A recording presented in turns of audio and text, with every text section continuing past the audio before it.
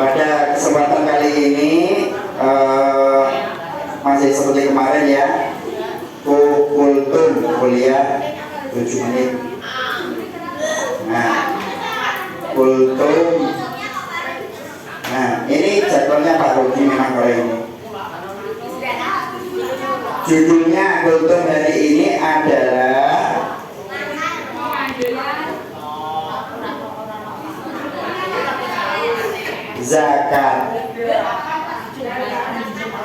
zakat fitrah. Makna zakat fitrah sebagai bukti sosial bagi umat Islam. Sudah, ulang ya. Judulnya makna zakat fitrah. Makna zakat fitrah sebagai bukti. Ini kalau yang nulis apa?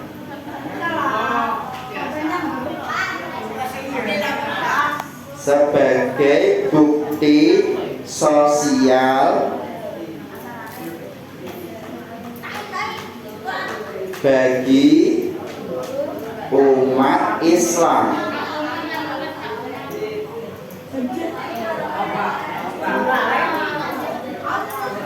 Bagi umat Islam sebagai bukti sosial bagi umat Islam. Sudah? Coba dibaca yang sudah ditulis. Apa judulnya tadi?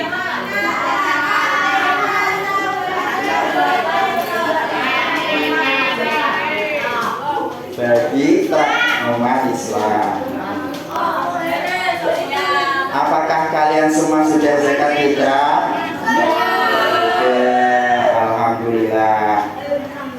Apa itu zakat fitrah?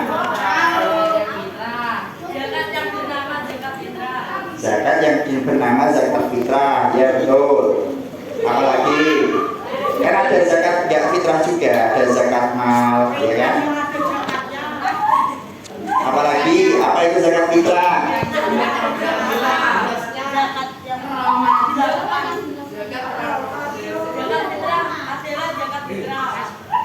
Zakat yang dilakukan dalam bulan Ramadan. Zakat untuk diri sendiri, untuk badan lah ya, awal ya. Fitrah itu siapa yang tahu artinya fitrah? Suci ya. Siapa namanya Fitri? Ada yang namanya Fitri? Nanti zakat fitrah. Ya. Zakat fitrah itu pakai apa? Menurut Mas Sari pakai beras. Ukurannya berapa?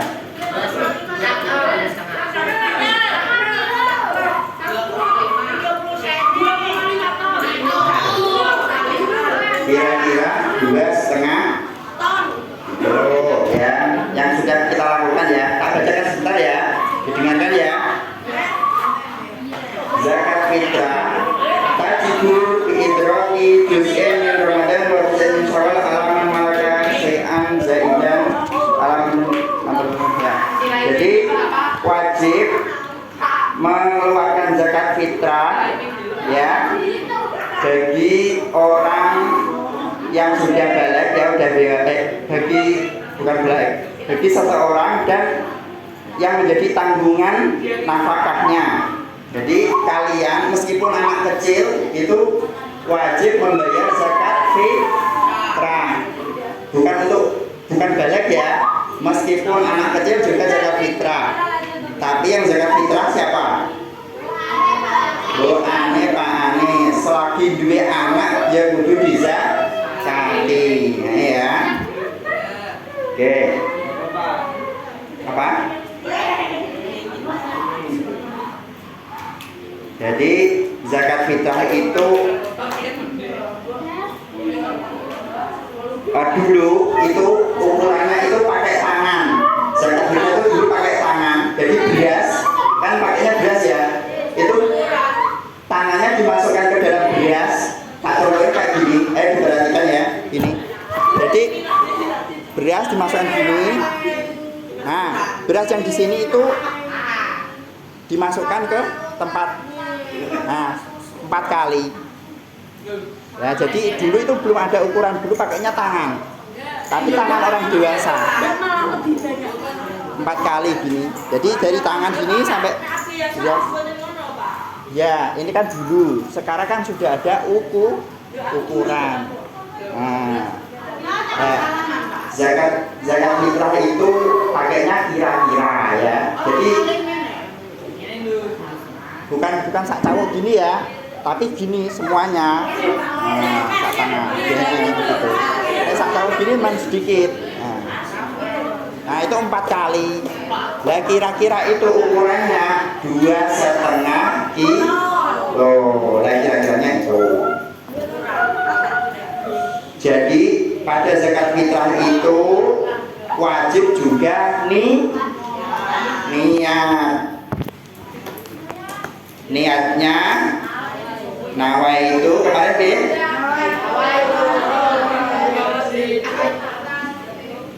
an ukhrija zakatul fitri an nafsi takjilan fardu ya. Fardu itu kalau ditinggalkan dapat dosa. Jadi kalau orang tidak zakat itu dosa ya. Fardhan lillahi ta'ala. Nah, begitu niat-niat yang lain juga.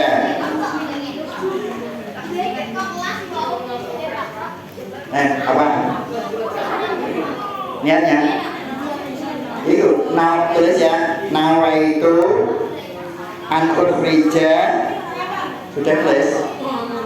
Nawaitu an ukhrija zakatul fitri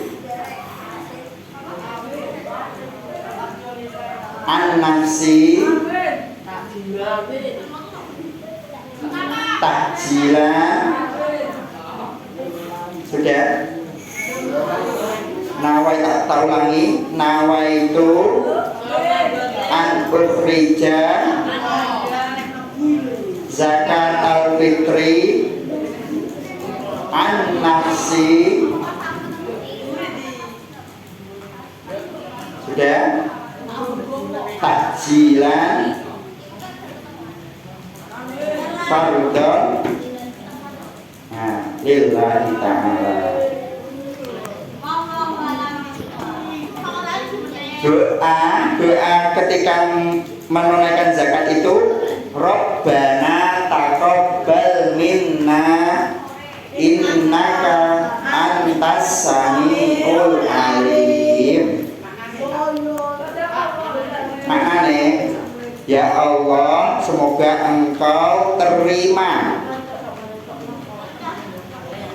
dari kami zakat fitrah kami. Sesungguhnya Engkau maha mendengar lagi maha mengetahui. Dan orang yang mendapat zakat fitrah itu juga berdoa begini: ajarokallahu fima a'taita wa ja'alahu laka tahuron wa barakalaka fima abqaita.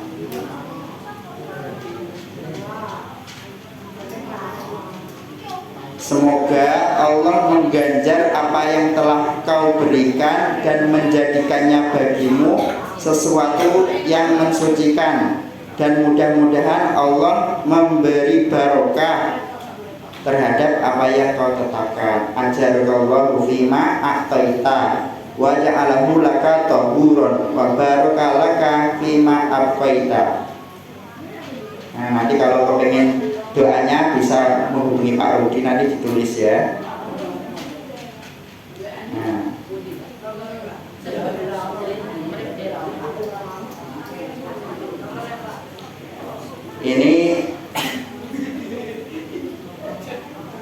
tak putarkan cerita, mau nggak?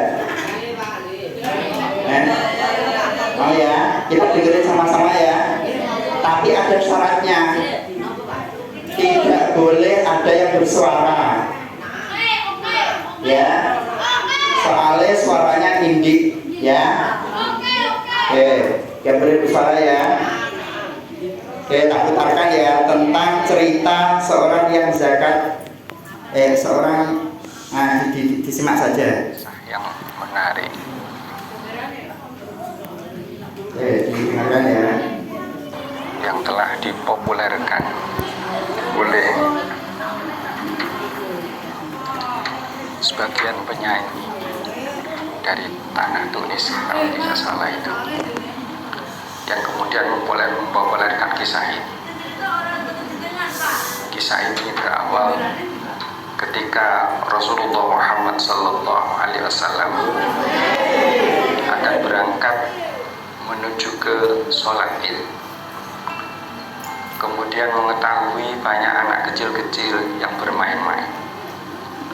Tetapi di situ ada satu anak yang tidak ikut bergembira sebagaimana layaknya anak-anak yang lain. Dia menangis. Maka Rasulullah bertanya terhadap anak tersebut, "Ma yubkika ayyuhas sobi?" Apa yang membuat kamu menangis, wahai anak kecil? Ketika itu anak kecil tersebut tidak mengetahui kalau yang bertanya adalah Rasulullah. Anak ini mengatakan, "Ka'ani ayyuhar rajul, fa inna abi mata fi ihdal wazawahat ma'a Rasulillah wa ummi tazawwaj bi ghairi abi." Wahai lelaki, biarkanlah aku. Ayahku telah meninggal dalam pertempuran bersama dengan Rasulullah, dan ibuku telah kawin lagi. Kemudian ibuku telah mengambil rumahku dan seluruh hartaku, sehingga sampai mengetahui sebagaimana hari ini kondisi saya, arian, jaian, khozinan dalilah. Saya dalam kondisi tidak mempunyai pakaian yang pantas, dalam keadaan lapar, dan sangat menyedihkan. Kesedihan ini semakin bertambah ketika aku mengetahui banyak anak-anak bergembira di hari raya seperti ini, karena mereka masih mempunyai ayah, sementara aku sudah tidak mempunyai ayah. Fatasyaddada khuzni, karena itu aku semakin sedih. Fabaki itu, maka aku menangis. Mendengar keluh kesah seperti ini, maka Rasulullah mengatakan, "Amatardo an aku nalaka aban, wa Aisyatu umman, wa Fatimatu ukhtan, wa Ali wa amman, wal Hasan wal Husain ikhwatan."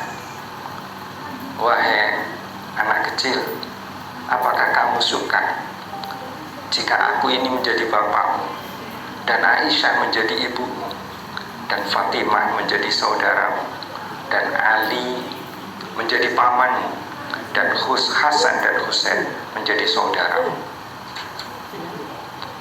Melihat tawaran seperti itu, maka anak kecil ini tahu bahwa yang berada di depannya adalah Rasulullah. Maka anak kecil ini mengatakan, "Akaifala ardo ya Rasulullah?" Bagaimana mungkin aku tidak senang, wahai Rasulullah? Maka kemudian Kanjeng Nabi membawa anak itu ke rumahnya. Kemudian diberi makan dan diberi pakaian yang pantas untuk sholat Id, libas al-Id. Sesudah itu anak kecil ini berbaur lagi bersama dengan teman-temannya dan bergembira bersama dengan teman-temannya. Maka teman-temannya berkomentar, "Kunta waqifan bainana tabki fama yuti'uka al'an.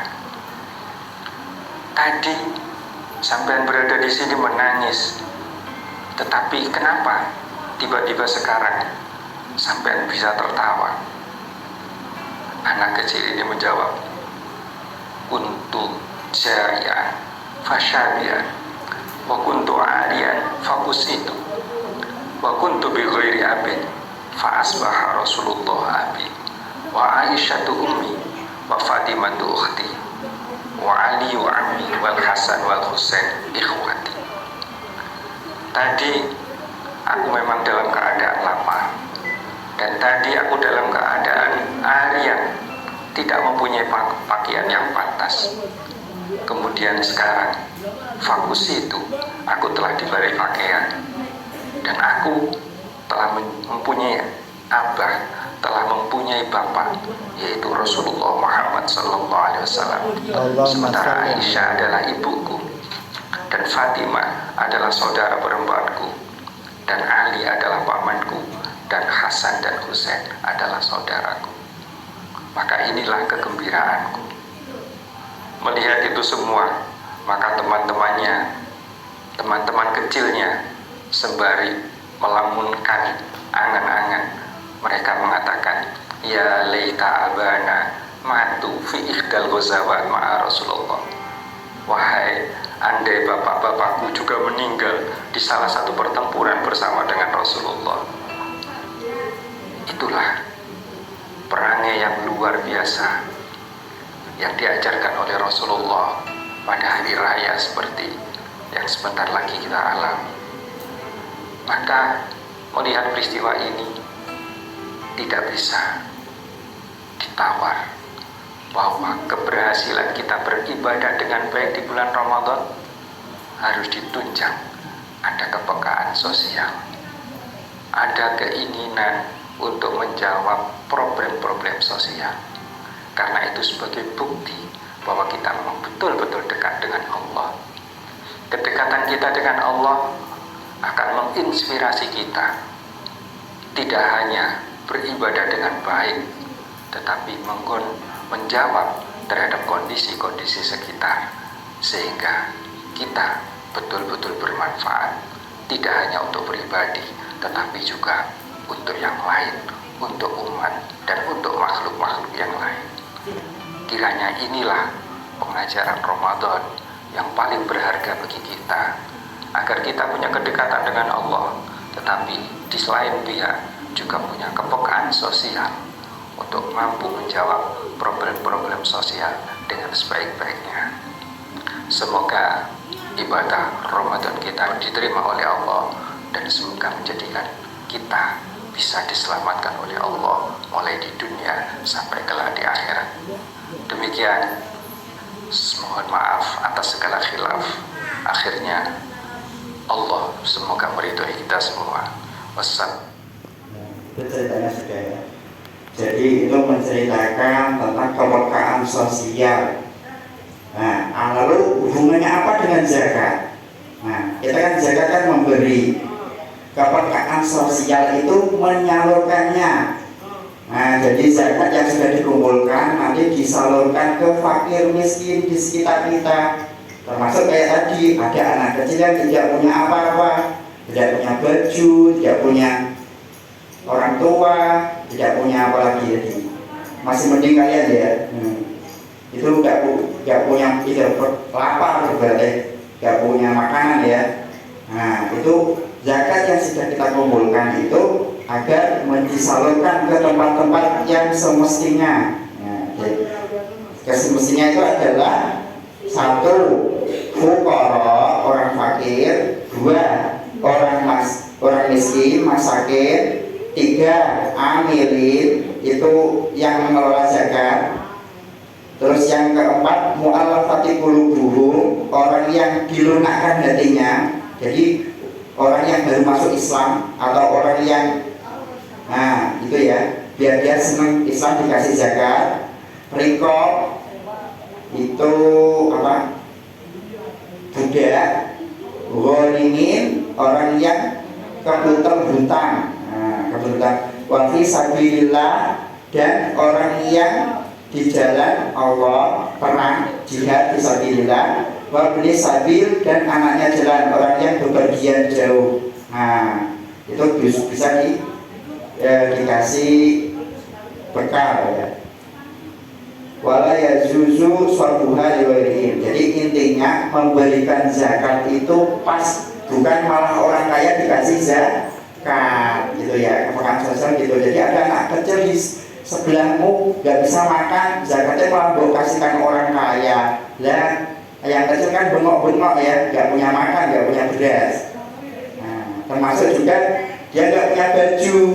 Nah, beras itu kan juga dikasih uang nggak apa-apa, atau berasnya kalau banyak kan bisa dijual untuk membeli baju lebaran. Nah, jadi kepekaan sosial seperti itu, zakat disalurkan di tempat-tempat yang semestinya. Oke, sudah paham apa yang saya utarakan? Wah, malah detur kabeh. Sudah ya? Sudah ya? Nah, cukup dari saya, semoga bermanfaat. Assalamualaikum warahmatullahi wabarakatuh.